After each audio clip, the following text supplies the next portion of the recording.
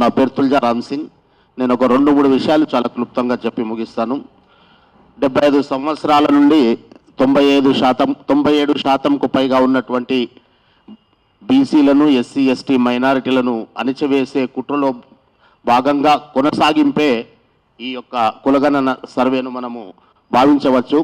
ఎందుకంటే సుమారు 10% బీసీలను అధికారికంగా హత్య చేసిన సర్వే ఇది, రికార్డుల నుంచి తొలగించిన సర్వే ఇది. దీన్ని అందరూ కూడా బీసీ సమాజం చాలా సీరియస్గా తీసుకోవాల్సిన అవసరం ఉన్నది. మొదలు సర్వే గురించి ఎలాంటి చిత్తశుద్ధి కానీ ప్రభుత్వంకు లేకుండా పోయింది. ఎక్కడ కూడా ఒక చిన్న కార్యక్రమం జరిగిన ఫ్రంట్ పేజీలో యాడ్ ఇచ్చుకునే ప్రభుత్వాలు ఈ సర్వే గురించి ఎక్కడ కూడా ఒక చిన్న మాట కూడా ప్రస్తావించలేదు. అధికార పార్టీకి సంబంధించిన ఎమ్మెల్యేలు కావచ్చు, మంత్రులు కావచ్చు, ఎవరు కూడా గ్రామాలకు పోయి ప్రజలను ఎడ్యుకేట్ చేయలేదు. సర్వేలో పాల్గొనమని చెప్పి ఎవరిని కూడా కనీసం కోరలేదు. పోతే ఈ సర్వే బీసీలకు ఒక వెన్నుపోటుగానే భావించవచ్చు. చివరికి వచ్చి రీసెంట్గా మన గౌరవ ముఖ్యమంత్రి గారు ఏమంటారంటే 42% సీట్లు ఇస్తామంటున్నారు.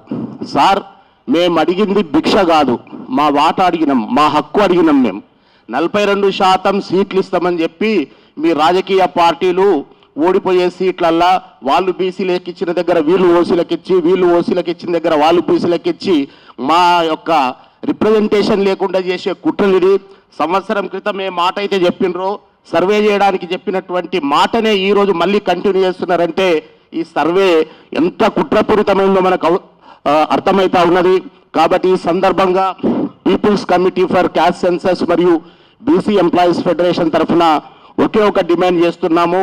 ఇంతకుముందు మిత్రుడు మా బీసీ ఎంప్లాయీస్ ఫెడరేషన్ అధ్యక్షుడు సతీష్ చెప్పినట్టు చిత్తశుద్ధి కలిగినటువంటి సామాజిక, ఆర్థిక, రాజకీయ, న్యాయ కోవిధులతోని ఒక ఎక్స్పర్ట్స్ కమిటీని ఏర్పాటు చేసి దీని మీద సమగ్రమైన విచారణ చేసి బీసీలకు న్యాయం చేసే వరకు కూడా బీసీలందరూ కూడా ఐకమత్యంగా పోరాటం చేయాల్సిందే తప్ప పోరాటం చేయాలి. అందుకు మనమందరం కూడా ముందుండి నడిపించాలని చెప్పి విజ్ఞప్తి చేస్తూ నాకు ఈ అవకాశం ఇచ్చినందుకు ధన్యవాదాలు.